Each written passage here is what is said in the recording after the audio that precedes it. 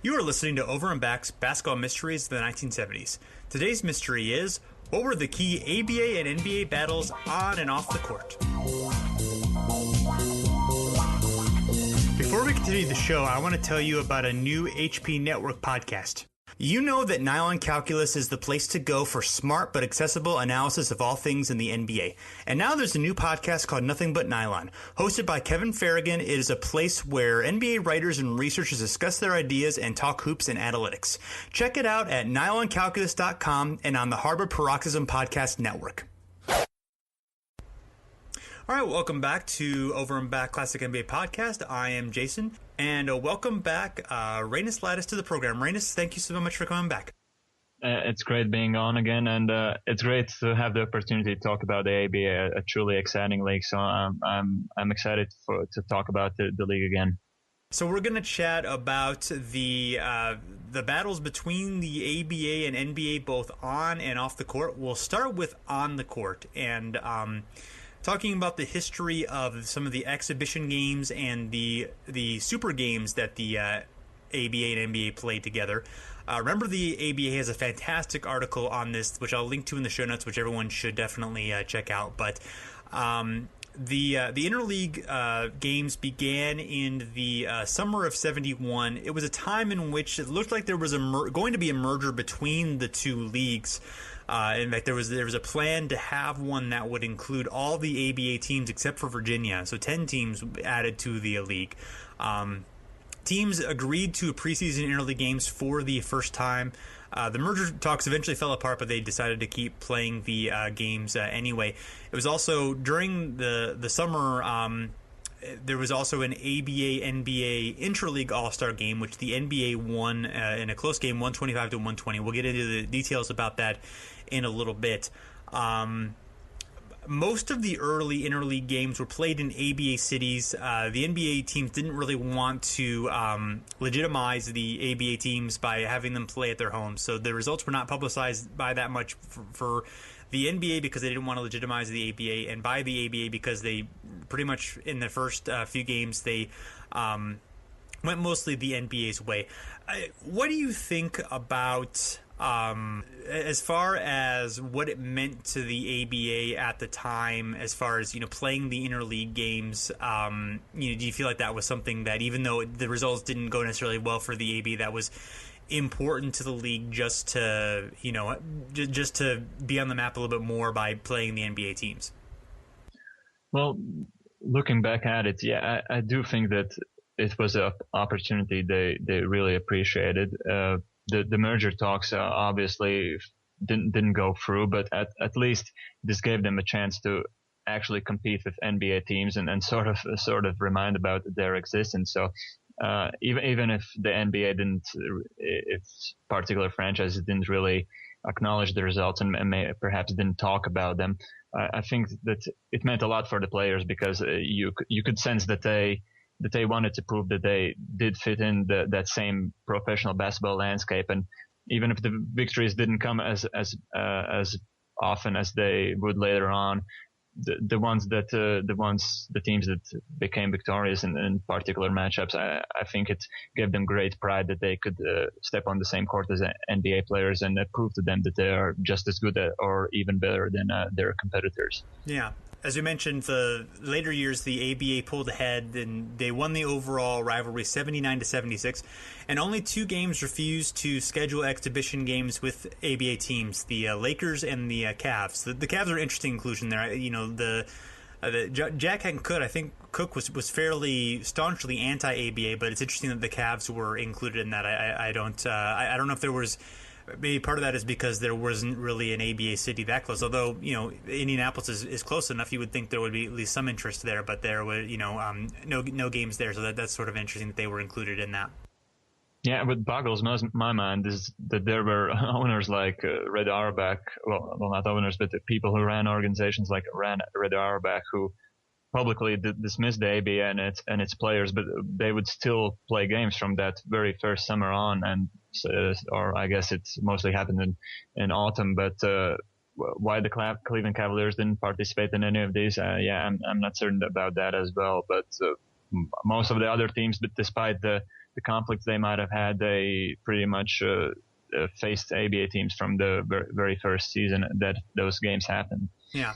And speaking of Celtics, Boston Globe sports writer Bob Ryan, he talked about, it's mentioned in Loose Balls, but that, when they began, the view in the ABA was, now we'll show these guys, but, the ABA teams won nearly as often as the NBA did, and talked about the intensity of those games, and it was a surprise to him that the ABA did so well in those games eventually, and also talked about how Billy Pultz, for instance, really took it to Dave Cowens and some of the individual matchups, where he expected the NBA big men to dominate. That wasn't necessarily the case, despite the NBA having the reputation at having the in reality having most of the stronger big men, but still the ABA big men were able to bring it even if they were less heralded.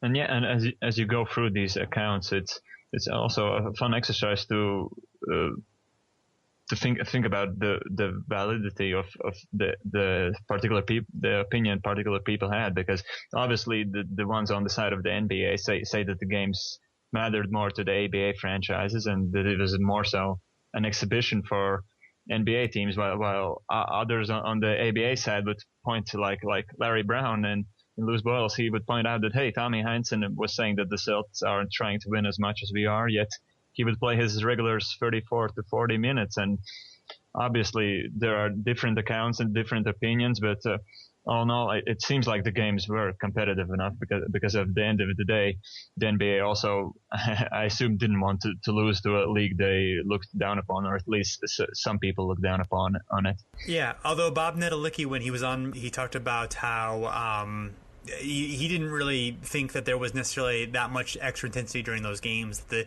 players knew who could play, and there wasn't necessarily something extra to prove, and that generally the players, all NBA or ABA players were, it was more of a brotherhood. There wasn't necessarily the they didn't feel pitted against each other. It was more obviously the management and on the coaching level where that was the intensity. So I thought that was sort of an interesting different perspective. For the most part, there were fairly tense environments, fairly intense feelings, but that wasn't necessarily universally thought of. Yeah, that's funny enough. That's the one thing our podcast shared, that we both had Bob Nedelicki on, and I also wanted to say the same thing, and that's also an interesting thing to look at, because the reports and stories of the intensity of those games vary. There certainly is proof, like the multiple ejections and the technicals that were given out in these games. Yet, as you said, Bob Nedelicki himself said that NBA players respected ABA players, and that they basically were a fraternity, and that more so it was a fault of certain front office people. Well, although in a way I might be confusing intensity with animosity, but it definitely wasn't about the players hating each other. It was more so about the competitive spirit. Yeah, I'm sure, and obviously different people feel different ways, but there's certainly, there's enough evidence that some people felt something to prove, and then the Pacers, I get the feeling that they may have had just more confidence in themselves because of how they dominated the ABA, and that was a team that may have had, there may have been a different feeling among the Pacers than there may have been among some of the other NBA teams as well, just because the other ABA teams as well, just because of the success that they had and the stability that they had. Yeah, and then there were people like Larry Brown, who obviously felt that he had something to prove.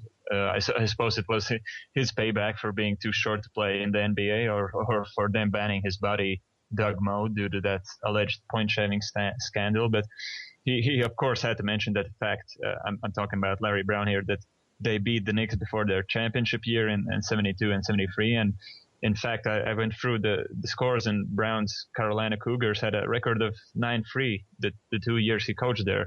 And oddly enough, none of their losses came against the Knicks, the Celtics, or the Bucks, against whom they were victorious. And then they wound up losing against the Hawks and the Suns. But yeah, different people, different agendas. So all in all, everybody had something to prove here, but the things they would take from those games and those results vary from their particular agendas. So so some of the games that stand out, obviously the first ABA NBA All-Star game, which was May 28th, 1971 in Houston. There's a very good article about this from 20-Second Timeouts, the blog by David Friedman. We mentioned it in our in previous episode we did together. And Kareem actually was supposed to play for the NBA side, but he was married the day before the game, and his roster spot was not filled. Bill Russell coached the NBA 2 years after he had retired, and Larry Brown was the ABA coach. It was a close game, 105 to 100. They used NBA rules in the first half, so 24-second shot clock and no three-point shot, and then ABA rules in the second half, 30-second shot clock and three-point shot.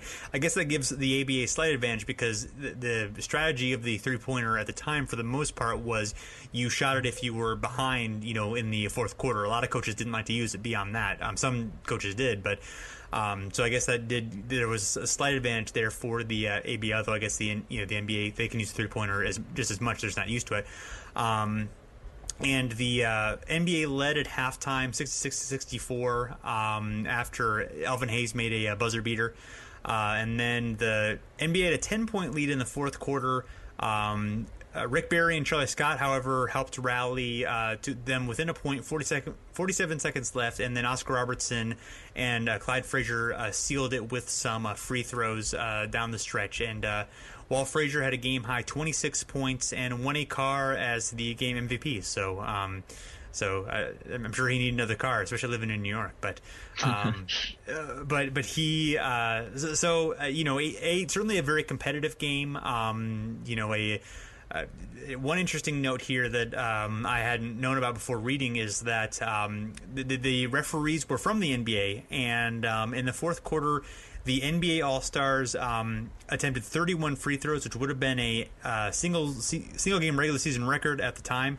So they got a lot more free throws, even though they went 6 from 23 from the field, and the ABA went 10 from 20 during the field in the fourth quarter. So it's sort of interesting, maybe just the Oscar Robertson, Earl Monroe, John Havlicek getting, all were players who could draw free throws. So maybe it was legitimate, or maybe there was some bias, conscious or unconscious, during that situation. But I just thought that was interesting.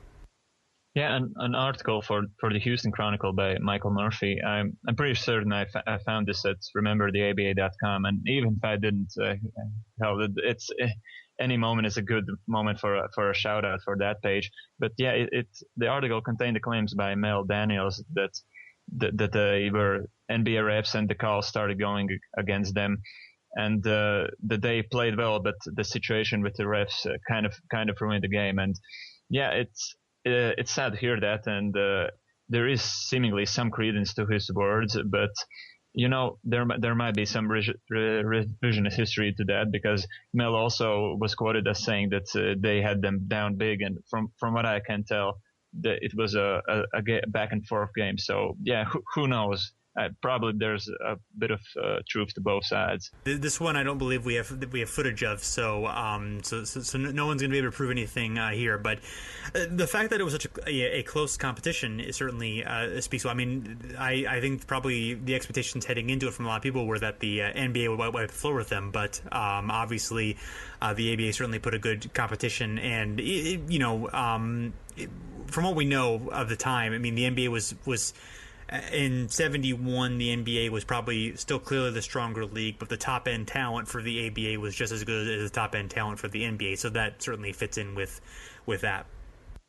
Yeah, and I think it's still like a year or two before the ABA started stealing away the really big stars, like the Julius Ervings and the George McGinnises. So in a way, you don't expect ABA to win this first matchup.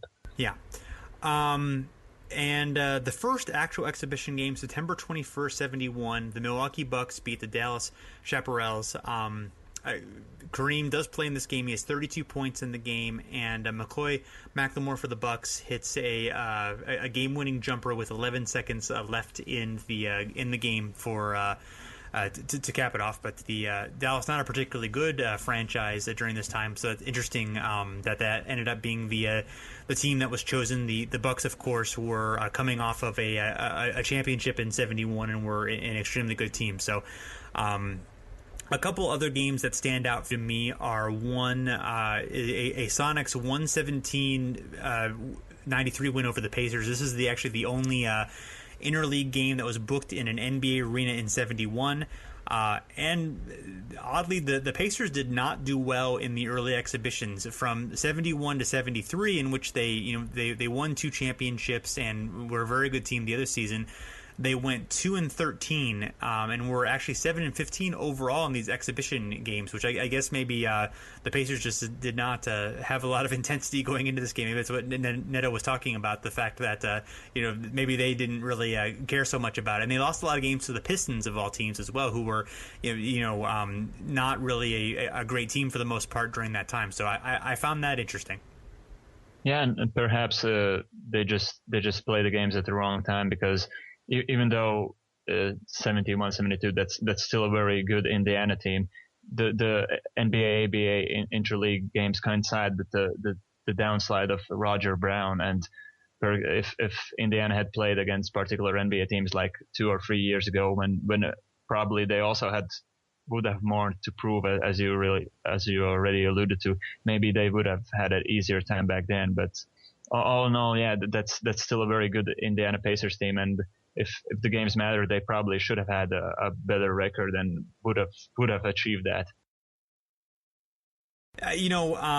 It also, the Pacers, by 72 and 73, their regular season performance, their SRS is not particularly high, and their win totals are, in the low mid 50s. So they're not necessarily playing at an elite level in the regular season, but they would step it up during the playoffs. So I wonder, in the exhibition, there would be less incentive to try, certainly than even in the regular season. So maybe it's just a case of them, turning it on when it mattered, as a veteran team that's already, won championships and doesn't have really that much to prove.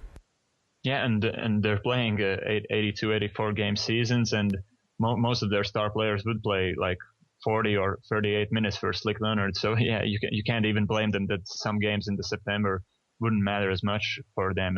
It probably was more so an exhibition game for them than for certain other teams in the ABA. Yeah. And then the most notable game from '71 would be the 2 champions, the Milwaukee Bucks and the Utah Stars, 122-114 a Bucks win, and it was a sellout crowd, dubbed the Super Bowl of basketball in Salt Lake City. The Bucks were only ahead by 1 with 5 minutes left, but were able to pull away during the stretch. Kareem had 36 points, Willie Wise had 33, Zelmo Beatty had 29 points, and Oscar Robertson had 24 points. So a competitive game. I'm sure a fun matchup between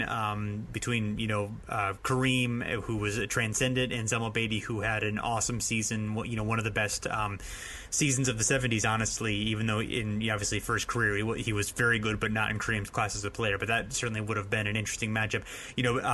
Beatty was somebody who Chamberlain talked about as being one of his tough defenders. So even though he would have been undersized against Kareem in terms of height, he would have been bigger and more powerful than Kareem. So seeing that matchup, I think, would have been fun. Yeah, he's the one who from all the reports you get to read, he's the one who probably had all the tricks in the book with which he could bother a rather young Kareem Abdul-Jabbar at that point. So he probably would have a shot at least at slowing him down and competing. And as for the Super Bowl of basketball, I just the first connection I have is that I wonder whether Will Ferrell knew about this and whether it inspired the Mega Ball in the movie Semi-Pro. It wouldn't surprise me. Yeah, it's so many ABA allusions in that movie. The second Super game, which is May 25th, 1972, exactly 7 years before I was born, by the way, was in Nassau Coliseum, and the NBA actually threatened to fine or suspend any player who participated in the game, but that didn't stop the players from assembling another team, including 6 top 50 players. Elgin Baylor was the coach for the NBA. Wilt Chamberlain was the team captain. Al Bianchi and Mel Daniels were the ABA equivalents of that. This game is on YouTube, and both the first 3 quarters of it. Unfortunately, the fourth quarter of it is not on YouTube. As we talked about that a bit in our previous show. What stands out to you as far as kind of your observations of the game?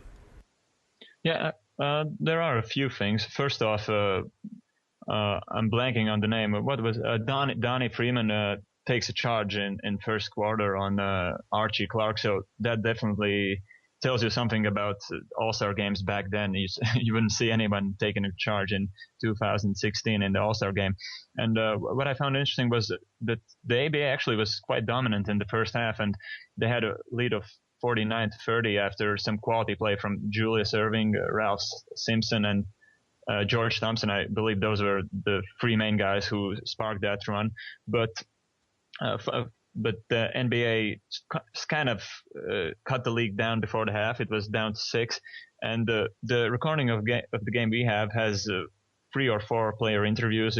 One with Wilt, one with Julius, and the most interesting one was with Oscar Robertson, who was quite confident at the half, and he was claiming that the coach Elgin Baylor is giving everyone playing time, and in the second half the NBA will go with guys that know how to win such games. And yeah, that the ABA guys can play, but that he was pretty confident about them being the victors in the second half, as it turned out to be.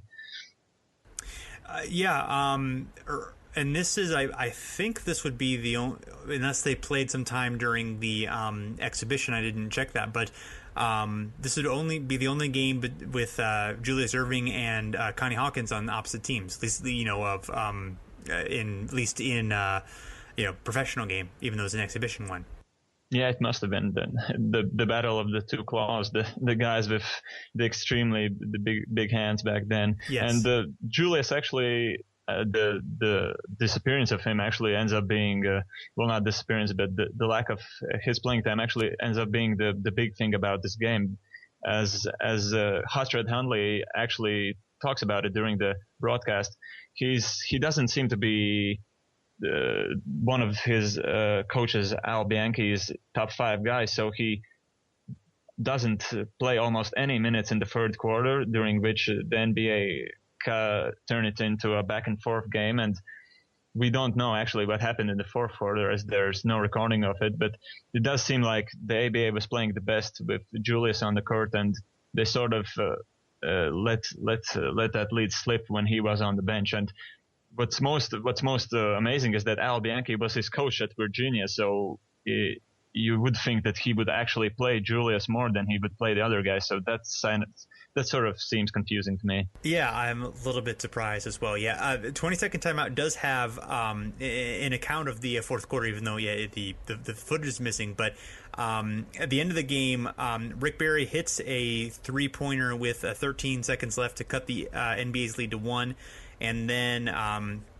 Archie Clark gets fouled. He makes his first shot, misses the second one. There's a wild scramble for the rebound, and then Barry emerges with the ball. He tries a desperation 3-pointer, and it falls short, and then the NBA wins 106-104. Bob Lanier, he was selected game MVP with 15 points. So it came down to dramatic fashion. That sounds like that would be a wonderful thing to see. And you mentioned the previous show, but there's an incredible dunk from Julius Erving in this game as well. That is one of the ones that is brought up as far as the fantastic ones. It was a similar to his famous free throw line dunk that he had famously in the 76 dunk contest.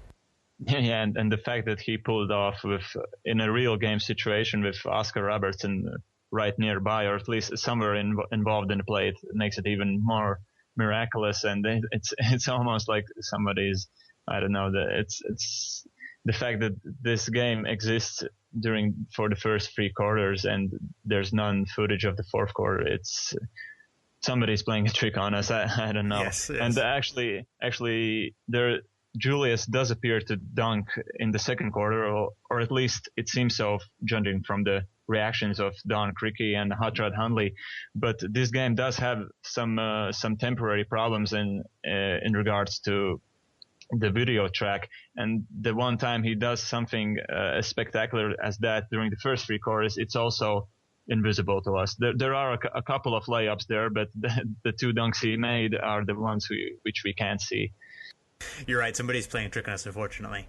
1972, there is a Hawks Colonels 112-99 game. It's one of the two games that Erving played for the Hawks. He had 20 points and 18 rebounds in 42 minutes. And the NBA fines the Hawks $25,000 because the Bucks had drafted Erving. So this leads to a situation where Erving ends up going back to the ABA and playing for the Squires for a second season. In 73, there is a Nets-Knicks exhibition game where the Nets win 97-87. The Knicks had been NBA champions in the 73 season, so the Nets beat them soon after acquiring Julius Erving. It's at Madison Square Garden. Erving has 27 points, and Frazier has 25 points for the Knicks. In 74, there is a Nets Bullets overtime game. The Nets win 101-98. It's in Washington, D.C., and the interesting thing about this is that 5 Nets players, including Erving, have to wear Bullets road uniforms because there's a luggage mix-up. So that one that one's fun for that. I guess it's nice that the Bullets and Nets uniforms would have been fairly close to each other, at least in terms of the colors, so they could somehow make that work. But I found that interesting. It reminds me of some of the other ABA stories about uniforms being missing, or where they have to turn a home uniform inside out to play in the game, or things like that. That's a fun one. Yeah, I hope I'm not blasting Earl Foreman here. Well, it's not the actual truth, but I do think I remember something about his teams not having any money towards the latter parts of the ABA, and then he would borrow money for cleaning uniforms or something along those lines. I think there was definitely something similar to that. You're right.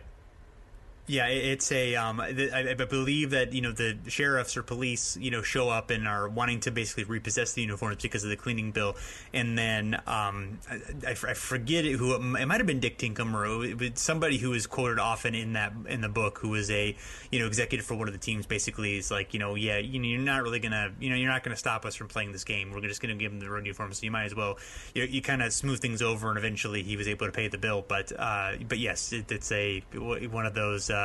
Only in the 70s, only in the ABA type story. In 74, there's the first game in Market Square Arena between the Pacers and the Bucks. The Pacers win 118-115. It's an ABA record crowd of 17,287. Bob Dandridge has 46 points in the game. Kareem has 26 points. George McGinnis has 24 points.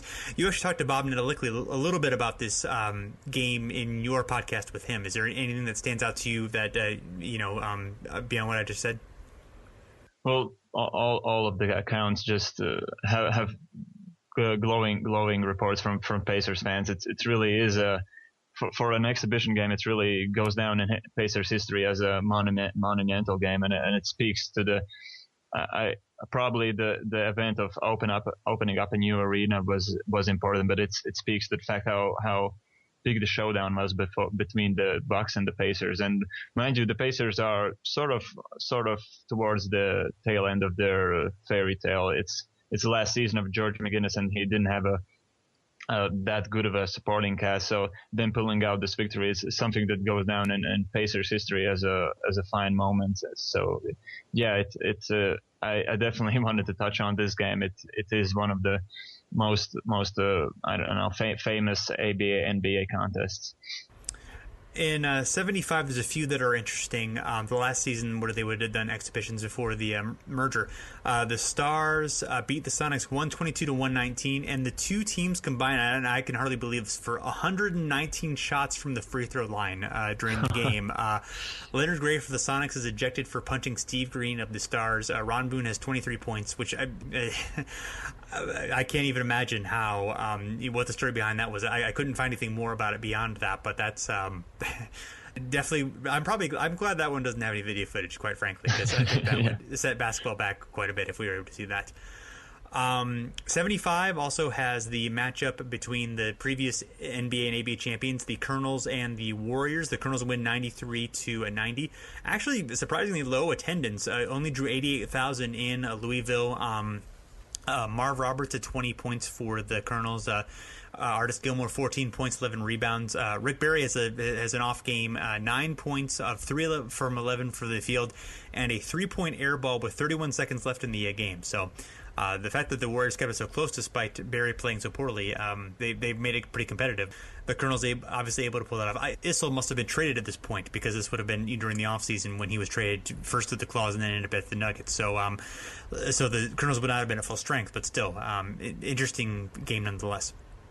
Yeah, and this is really the year where, first off, the amount of games seems the biggest from all of the NBA ABA contest off seasons, and this is also the year where you can notice a real advantage towards the ABA, and they really shredded the NBA apart, both the average teams and the good teams.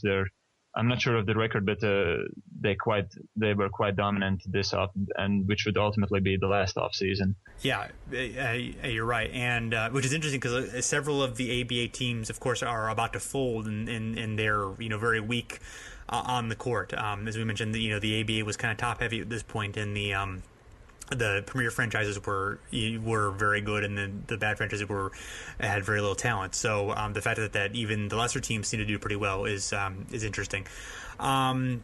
Speaking of lesser teams, the Baltimore Claws, they had one of 3 games they ever played in their history.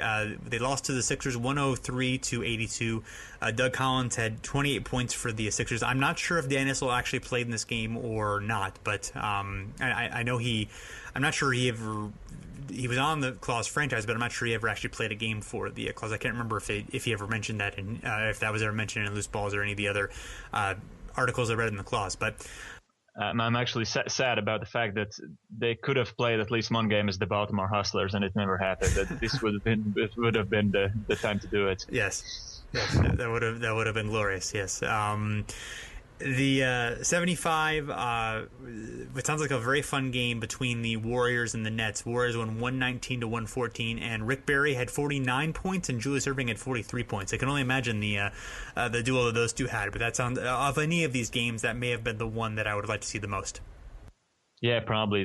They are, well, Barry had torn his knee up beforehand, but 2 superstar small forwards, probably the best in each of their positions in their particular league, and just facing up in their primes, it would have been awesome. And I just love the fact that Barry was on both sides of these contests. He obviously switched leagues twice, but no matter which side he is on, he's just getting technicals and ejections in all of those games. So yes. The ABA NBA rivalry didn't matter to Barry. He would have found a reason to be angry at each of these games. Yes, yeah, he had no problem being angry whoever was in front of him. That's for sure. And then the last game of interest, it may have been the last, exhibition game period. But the Sixers 131, the Pacers 129 in 2 overtimes, and this is George McGinnis, the first time he faced the Pacers as a 76ers player. 27 points in that game. Billy Knight had 29 points. Steve Mix for the Sixers had 24 points. Fred Carter for the Sixers had 22 points, and Dan Roundgood for the Pacers had 21 points. So sounds like an exciting game as well. And I think there is a story of McGinnis returning to Indiana and receiving a standing ovation. The crowd wasn't. They understood the situation. They knew that the Pacers team was on the downfall and that McGinnis would earn more money in the NBA. So they weren't even mad at him for returning in a other uniform, and they received him quite well. Well, that's nice to hear. Obviously, obviously he spoke highly of his years in Indiana afterward. Didn't really necessarily want to leave Indiana. It was just sort of a situation where at that point, the Pacers had no money to pay him, and he was just looking for a better situation for him, which he got in Philly.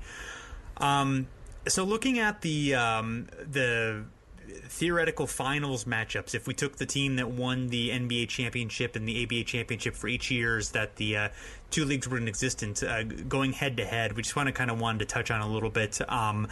Who might win a theoretical matchup between these teams. And The first year, the Pittsburgh Pipers, led by Connie Hawkins, and the Boston Celtics, of course, with Bill Russell, John Havlicek, Sam Jones. This is 1968. This is the second to last year for Russell dynasty.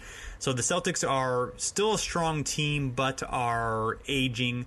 The Pipers, have some good players, but other than Hawkins, are not particularly a deep team. I would say that the key for this series would be the Celtics defense being able to counter the individual brilliance of Hawkins, and also the fact that the big men for the Pipers really not being able to, even though Russell's certainly not a big scoring threat during this time, the Pipers did not have any kind of big man who would even compare to Russell during this time. So I would say that the Celtics would almost certainly be the likely winner of this series. Yeah, the first year of the ABA just was too chaotic for me to even consider the Pipers here against the Celtics dynasty. 21 players stepped on the court for the Pipers that year, which reminds you of this year's Memphis Grizzlies. And guys like Art Heyman and Chico Wan averaged 20 points per game, huge improvements for them when compared to their previous years in the NBA. So I think those first 2-3 years have the most cases of ABA stats being fluky. And I think that, the Celtics would run their mean green machine, and the Pipers players would get lost in it. They would, I think they would pick on their weaknesses and just outrun them with their traditional fast court basketball of Russell defending the rim and then just outletting towards whoever can run the break. Yeah, the one wrench that I would put in this is if the Pipers, if there was a 3-point line, whether it was for the whole series or for the home games or what have you, I do think that the Pipers were keyed a lot by the 3-pointer, and that would add an interesting wrench to the proceedings. I mean, Vaughn and Charlie Williams both were very good 3-point shooters, both percentage and volume for the time. So I do think that is the only kind of thing where I would say, well, maybe there's a shot at least they could take a game or two. But yes, overall, definitely, it would have to be Boston series. There would have been a game 3, which the Pipers won thanks to a barrage of 3-pointers and make it 1-2, and the Red chokes on a cigar. Right. Without all these youngins shooting these threes, what the hell are they doing? Yes. But it would end in 4-1 Celtics. Yeah. So the 69 one is really interesting to me. The Oakland Oaks, who have Rick Barry, Doug Moe, Larry Brown, and Warren Jabali against the Boston Celtics, who, of course, have a similar squad to the 69 team, but are a year older. Russell and Sam Jones sort of slowing down during this time. Havlicek really, stepping up during this season and he's already a great player, but even greater. They were in terms of record, they were a weaker team, but they actually had a stronger SRS that season of 5.35. The Oaks have one of the best SRSs in ABA history with a 7.6 SRS. And while certainly as you mentioned, the ABA years early are fairly weak, I do think there is enough. Jim Eakins is on this team as well, and he's a fairly he would be a strong big man in the ABA, and certainly they are at a disadvantage at that position. But I do think Doug Moe as a wing defender, whether he's taking a Havlicek or Bailey Howell, whether the Celtics have someone who can effectively defend Rick Barry. Whether Larry Brown is big enough to compete with the Celtics guards. I would, especially, we do have to very much consider whether, because Barry was not healthy for the actual ABA finals, but if we're putting both teams at full strength, I do think the Oaks might have a shot at beating the Celtics here, especially if Barry is healthy. Without, I would definitely pick the Celtics, but it's definitely an interesting choice. And how the Celtics are able to defend someone like Jabali as well, who is just all these, this incredible rebounding for size and this incredible toughness, and whether Havlicek could have handled him or how that all shakes out. I think that's really interesting. A lot of interesting theoreticals in that series. Yeah, the question for me is, do the Oaks have a healthy Rick Barry? Because if that's a scenario we're playing here, I'm crazy enough to say that I'm leaning with the Oaks here, because this Celtics team was in its last fumes. Russell and Sam Jones would retire after a year, and in a way, it's a miracle that they get past the Lakers team in that legendary finals series. Obviously, the strength of teams in the first years of the ABA has to be taken account, but when you look at being first in both offensive and defensive ratings, that's something unheard of. So I think I actually would have the Oaks over the Celts without Barry. I do believe that age is a factor here, and that the collective power of Jabali, Mo, and Barry, it would be too much for the Celtics perimeter players. So yeah, I'm going with the Oaks, as mad as that might sound, because given the fact how great the Celtics franchise was back then. Yeah. Well, one thing I would say is I do think this Oaks team is better than the Warriors team that Barry took to the finals a couple seasons before in the NBA. And certainly these Celtics are not as good as the 76ers, and the Warriors, they took that 76ers team to 6 games and had a pretty competitive series. So I think, given what we know about Barry against NBA competition, I feel like I'm willing to go ahead and go with that. I think we're on some decent ground here to say that the Oaks would win with Barry. So we'll go ahead and make that the official prediction. In 1970, the Pacers against the Knicks. A lot of similarities between these teams, really. I mean, you think of Freddie Lewis and Clyde Frazier, Mel Daniels and Willis Reed, Roger Brown. I think he would be probably the best individual player here in 1970. Maybe you could make that argument for Frazier, or maybe even for, I don't know, Reed and Daniels, I think, are pretty good. You kind of canceling each other out. But, obviously the Knicks have DeBusschere as, a rugged defender. They probably have a stronger bench, although the Pacers, they have a really good, they have their other key players, Ned Alicki, Billy Keller. They're probably not quite as deep as they would be later on in the 70s, and they were definitely the weaker regular season team. They only had a 2.67 SRS. The Knicks have an 8.42 SRS, one of the best in the league during that time. And they have Dick Barnett. They have Cazzie Russell coming off the bench. So I would probably have to go with the Knicks here, but I do wonder, because I'm not, DeBusschere is kind of their stout defensive player, but I think he's probably going to be a little bit too slow to defend Roger Brown. Yeah, and the thing is that given what I've heard, seen, and read about Roger Brown, there literally was no stopping him. He put together some amazing playoff games at this point. So I sort of looked at this by taking the safe way out and saying that when two great teams meet each other at least twice, the 73 Knicks and 73 Pacers also have a hypothetical matchup, that such teams usually split their finals matchups. So I would believe more so in the 1970 Pacers if either of those Pacers teams would be capable of beating the Knicks.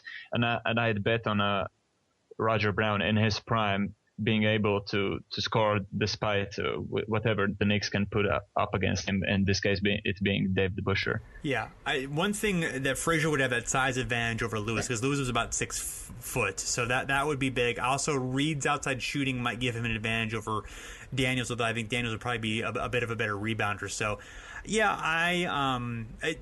I think it's kind of a too close to call situation. I kind of agree with you on both the 70 and 73 situations are very close to call, and those teams both evolved in similar ways too, which we'll get to a little bit in 73. But I'm willing to go with that. The 71 is the Milwaukee Bucks and the Utah Stars. I think the biggest advantage here is just Kareem Abdul-Jabbar just being fantastic, and even though the Stars have Zelmo Beatty, and he was extremely good that season, I believe in Kareem here, and the Bucks were one of the most dominant teams in basketball history in the regular season. 11.91 SRS, which I think is the record. So the Stars, very good in their league and very competitive, and they had some real good depth with with Willie Wise and those guys, but the Bucks obviously have Oscar Robertson. I think they have the advantage at guard. I think they pretty much have the advantage at the key positions. Although I do think probably overall the Stars have more good players. They have that Ron Boone's emerging. They have Merv Jackson, Red Robbins, and Glenn Combs. The Bucks have Dandridge and stuff too. So both teams are fairly deep. This is the deepest of the Bucks teams that they would kind of be hurting for depth a little bit later as Robertson got older. But they Bob Boozer as well. So I would say the Bucks are probably a pretty handy winner here. But I think the Stars would give them a tough fight. Yeah, it's tough for me to make these decisions based on the greatness of NBA players when I admittedly love the ABA and do think that some of their stars are underrated. But would Zelmo Beatty really be capable of slowing down Kareem in this series? I think that's the biggest question. And as much old man tricks as he had, the answer is probably a no. And then there's of course Oscar, and I don't know who the Utah Stars put up against him. I guess it would be Willie Wise. Then that's also a so-so matchup, although Wise at least has a youth advantage here. But yeah, it comes down to the fact that it's tough to take the Stars over a dominant Abdul-Jabbar with the help of Dandridge, Robertson, and McLaughlin, of course. Yeah, absolutely. 1972, the Pacers and the Lakers. Lakers, one of the great dominant teams of all time, of course, 69 wins in 33 games in a row. And I certainly believe in the Pacers being a tough, crafty team. And they had even more depth this year with McGinnis had come in. Rick Mount was, even though his time in Pacers wasn't really very happy for him, he was scoring pretty well. Darnell Hillman is there, but the Pacers did not achieve in the regular season, even though the roster looks stacked. They were only 47 wins and a 2.72 SRS compared to the 69 wins for the Lakers, 11.65 SRS. And but at this point, I think the leagues were pretty close to equal, but just the Lakers' dominance over their league compared to the Pacers' dominance over their league, I don't think the Pacers have an answer for Wilt at all. So I would have to go with the Lakers in this series. I give some respect to the Pacers, but I just think the Lakers are going to be too much here. Yeah, and it speaks to something you alluded to previously, that the Pacers just didn't have the best regular seasons, and it seems like they would pull it together for the playoffs, and they were capable of beating teams with their collective cohesiveness and the chemistry they had. But yeah, it's just tough to take this Pacers team, which won 47 games against an all-time Lakers team with two top 15 guys of all time in Chamberlain and Jerry West, and just a team with a 33-game winning streak. And yeah, it seems unfair that we're praising the NBA teams against whom the Pacers are going up against here, the Knicks and the Lakers. But man, those really are some teams for the ages. So they would have a tough matchup against them. Yeah. 73 is the Pacers and Knicks again. I do think the McGinnis and DeBusschere matchup would be really fascinating. With DeBusschere's getting older here, but he still has that that rugged toughness, and McGinnis is such a physical player, and to see them kind of play as well as how kind of Monroe fits into things. How he would match up with Freddie Lewis and Jerry Lucas's outside shooting, what element that would bring. I do think that in the this is kind of a good, even though the Pacers' older players are aging, McGinnis is kind of emerging into his prime. They're both very deep teams. I mean, the Knicks have 6 Hall of Famers, plus two Hall of Fame coaches on their roster, and the Pacers are a who's who of the greatest players in ABA history. So, like I said, I think I can concur that most likely situation would be the Knicks winning one series and the Pacers winning the other series. Yeah, and David DeBusschere is almost like a typical forward from the late 60s, early 70s. Well, George McGinnis would be a specimen even today. So that's the one key that they don't have 3 years ago. That George McGinnis is young, he's 22, and he probably would demolish his matchup individually. But on the other hand, Roger Brown is no more the Roger Brown everybody knows. He averaged only 12.6 points per game in the playoffs. That's pretty low for him. So I do believe that, the 70s team has a better shot at it, despite the addition of McGinnis. And I think they would be beaten handily in 73.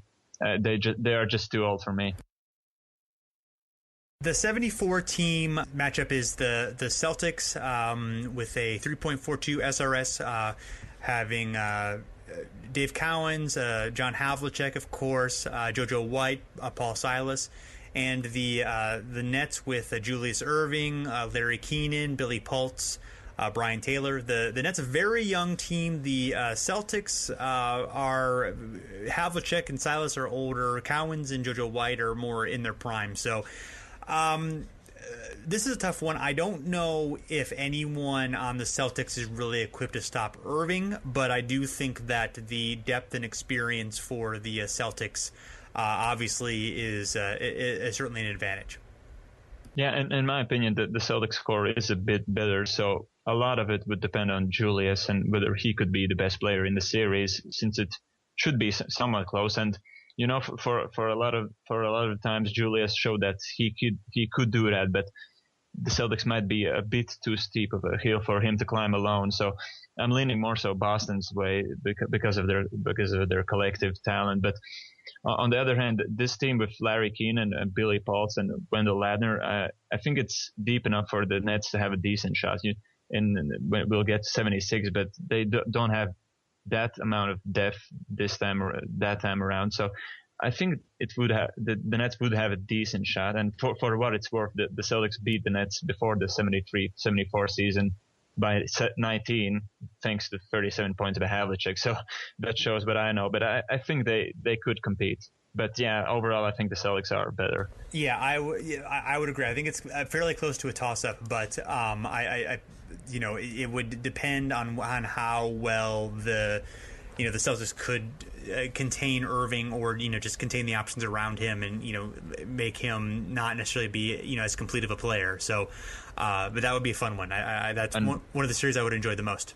And also a lot of it depends on Billy Pultz and Larry Keenan, two rather young guys going up against veterans and Dave Cowens and Paul Silas, who certainly know every trick in the book, and they would have to step up and be ready to compete against those two guys. It certainly would be a battle on the boards. They would have to at least be competitive in order for the Nets to have a chance.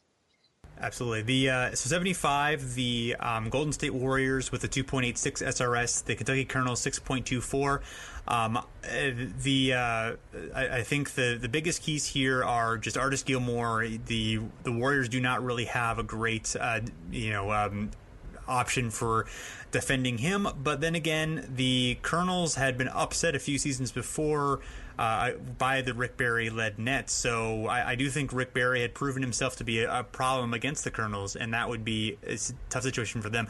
Both the Warriors and Colonels are interesting because both of those teams were famous for going 10 deep, so they like to use a lot of players and share a lot of the load, and I can't really say particularly whether there's a particularly strong advantage anywhere else. I mean, Jamal Wilkes, obviously, he was a rookie and emerging for the Warriors, a key piece for the team, but not necessarily a star yet, where Issel may have been a little bit of trouble for the Warriors to contain.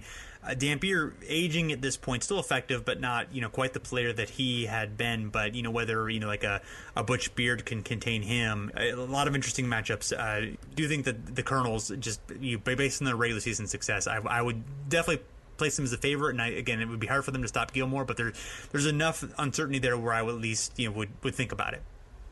Yeah, I basically agree. I think the advantage up front would decide the series. I just can't see how the Warriors could handle Artis Gilmore and Dan Issel, with all due respect to Clifford Ray and George Johnson, and Jamal Wilkes probably would have been involved in those matchups as well. But despite Rick Barry probably averaging close to 40 or something, I have the Colonels being as the better team. But as you said, they had plenty of mishaps in the playoffs, and this Warriors team in particular was known for playing against the odds and beating the superior team. So there is this sort of feel to the series that anything could happen. But I believe the Colonels being the best team, so I would go with them. And what's interesting is that remember the ABA had a footnote that after this regular season, the Cardinals actually challenged the Golden State Warriors to a World Series of basketball with the winner stake a $1 million purse, but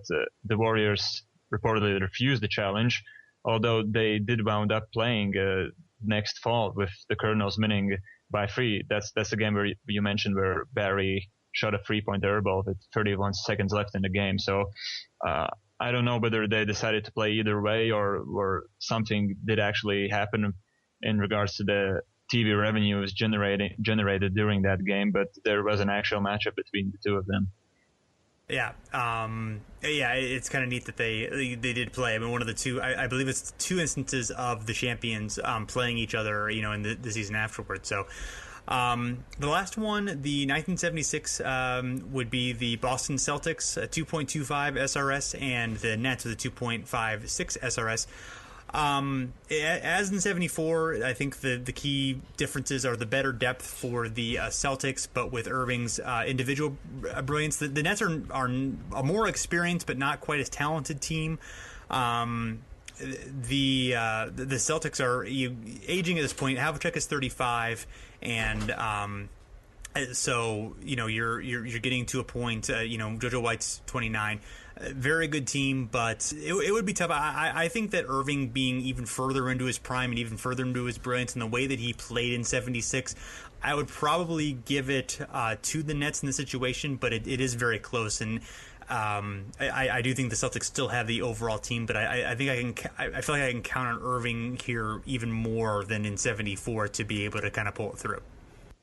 Yeah, what scares me about it is the depth you talked about, and the Celtics have a notable addition in Charlie Scott, with whom Erving played. Yeah, but as you said, the Celtics core is getting older, and if it goes down to a game 6 or game 7, I can or game 7 probably, I can imagine Erving having one of those 40-point and 20 rebound games, and there doesn't seem to be a thing that the Celtics could do about it. I don't know who would be checking him. It'd probably be Havlicek, but he's sort of a player from a different generation, and is an example of how in the NBA sort of had these veteran forwards in their 30s who just played a different game in comparison to the Ervings and Gervins and David Thompsons, who soon joined the league from the ABA. So it would have been interesting matchup-wise. What would have the Celtics done as a rather old team against the high-flying Julius Erving, and then John Williamson, obviously himself, who was no slouch. Maybe he was more of a grounded player, but it would have been tough physically defending him as well. Yeah, and you might have gotten a sense of what the Blazers did in 77 with Bob Gross, who's kind of that sort of similar style small forward, where their tactic was to make Erving run as much as possible and play really hard on defense to kind of tire him out a little bit on offense. And even though Erving was very effective in those finals, but it still was a strategy that did help the Blazers win that series. So you may have seen, if they had certainly thought of that, you may have seen the Celtics try that. I mean, they obviously, I don't know if Erving would have definitely necessarily been defending Havlicek, but if he had been, Havlicek was famed despite his age for his tirelessness, and maybe just running him, trying to run Erving off the court may have been the best strategy they had. And that series is also similar from a point of view, and I'm scared of this topic, so I'll sort of just allude it to, and that's it. But there is also some certain racial undertones. The Blazers were similarly to the Celtics, a white team. From most of their players were from NBA experience and supposedly play the right way. And here are the 76ers led by Julius Erving and George McGinnis, who could attempt all these flashy things and sort of played what people considered to be street ball.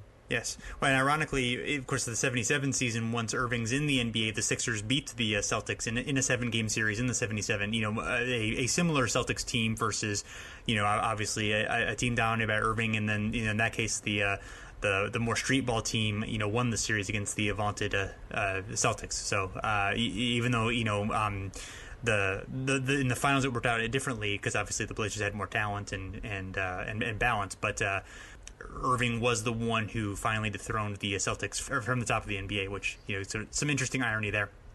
Yeah. So, Reinis, is there anything else you'd like to talk about as far as the ABA NBA matchups? Yeah, well, one small thing is that we talked about all of these champions going up against each other, and ultimately certain ABA teams did go deep in the NBA playoffs and have their success. If you look at the 78 Nuggets, they had a rotation full of ABA guys, from David Thompson, Dan Issel, Bobby Jones to role players like Darnell Hillman, and the 79 Spurs, did the same with Gervin, Larry Keane, and James Silas. Their top 8 guys in minutes all were ABA originals. So even if they didn't win a title, the ABA certainly proved it after the merger that teams full of ABA players could compete and participate at the highest level and reach the conference finals. Yeah, and I'm having another episode with Adam Johnson where we're going to talk a lot about how the ABA teams themselves did in the NBA and some of the the key players, how they did, and of course famously half of the starting lineups of the 77 finals were former ABA players, and many of the All-Stars, I think 10 of the 24 All-Stars were from the ABA. So obviously at that point the ABA demonstrated how much it belonged in the league, and and how much they had accomplished, and represented themselves very well in the league. So thank you so much, Reinis, for being on the show. Do you want to tell everyone a little bit about your podcast and YouTube channel? Yeah, I stumbled through all of the things I do last time around, so this time I'll just keep it short. That listeners of your show can find the Handle podcast on iTunes or on lamarmatic.com, and on the podcast I interview former ABA and NBA players. At this point, James Donaldson was my last guest, and a one-time All-Star with the 80s Mavericks. So be sure to check out some conversations I've had with former players about their careers and just their lives in general. It's a great podcast. I really enjoy listening to it and appreciate you bringing your perspective and getting some great guests. Definitely some people I haven't heard from or knew very little about. So I learn a lot every time I listen to it, and appreciate that. And also your Lamarmatic YouTube page that has some great footage of of pro basketball from the past. Some really great finds that you have, and really appreciate all that you do to help you keep the history of the game alive. Yeah, it's only likewise, Jason. I enjoy this Basketball Mysteries of the 70s series a lot, and I'm also plowing through the older episodes. I'm somewhere in the middle of 2015, so I'm also going through those. And I'm just it's an honor that there are so many great podcasts dedicated to basketball history out there, and that we can collaborate on something like this. I appreciate that. Thanks, everyone, for checking us out. You can find us at harvardparoxysm.com, and we're on iTunes and Stitcher. And any other place you want to listen to podcasts, we're probably there, too. So just if you could, leave us a rating and review if you like what you're hearing. Hopefully you're enjoying the series. We're going to be here for the rest of the offseason doing episodes on basketball mysteries in the 1970s. So until next time, thanks for listening, and goodbye.